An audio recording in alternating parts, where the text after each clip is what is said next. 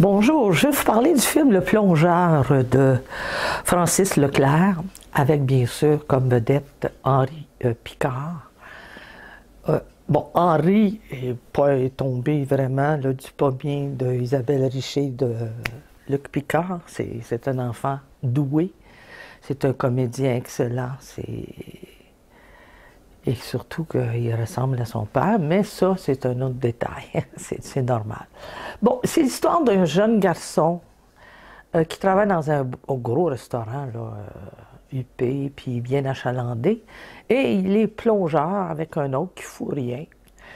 Mais lui, il travaille encore plus vite, puis bon, il fait son affaire, et puis à un moment donné, bon, la première paye arrive, la deuxième paye arrive, et puis à un moment donné, par hasard, il joue dans une machine à poker, et puis il pogne la piqûre, puis il attrape ce virus qui est la passion du jeu. Donc c'est cette histoire-là qui se développe.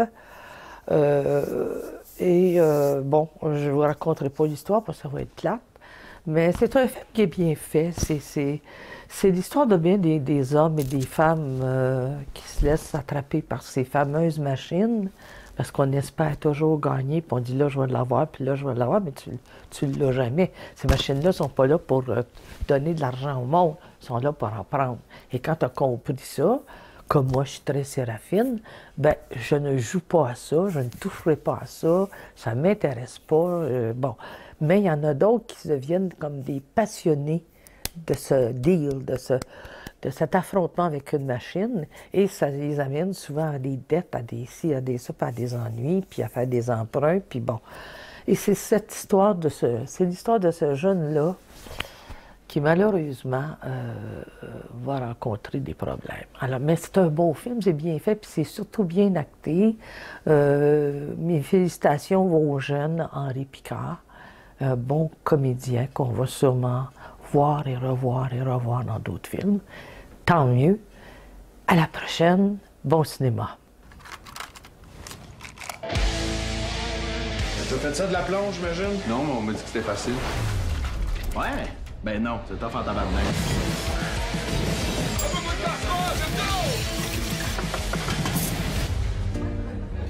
Bienvenue à la trattoria. Oh non, je demande à qui c'est qui danse! Hey, je te parle! Bobby, qu'est-ce qui se passe avec ta 31? Tout est à votre goût. Si quelqu'un m'avait dit dans ce temps-là que j'allais travailler dans un resto fancy, je l'aurais pas cru. En fait, si quelqu'un m'avait dit que j'allais juste faire quelque chose de ma vie, je l'aurais pas cru.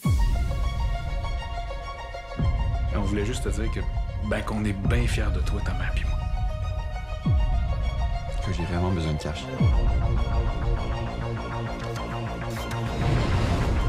Ce qui est bien important de comprendre, je jouais pas pour me refaire. Je jouais parce que j'aimais le feeling de jouer. Montreal is too much drinking and partying. Tu as besoin d'un sideline payant? Je suis prêt à tout. Arrange-toi jamais pour te mettre dans une situation où tu y dois de quoi.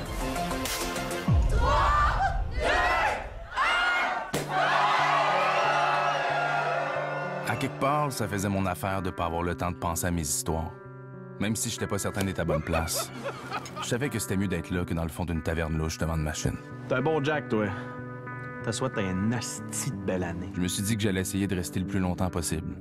Jusqu'à ce que je sois plus capable de tenir. Les gens sont beaux. Tu peux plus me mentir, man! T'es busté, Colis! Je sais pas qu'est-ce qui se passe, mais... T'es là, tu fais le petit gars piteux, puis moi, je te crois. Je vais survivre. La job, ça m'aide à reprendre le dessus. J'ai les idées plus claires. C'est tellement pathétique.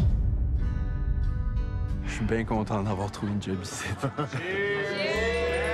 Les amis, tu vas t'en faire dans ce milieu-là. Tu vas voir, tu les garderas jamais longtemps.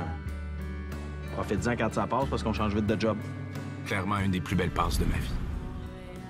Puis un moment donné, ça a juste arrêté de marcher.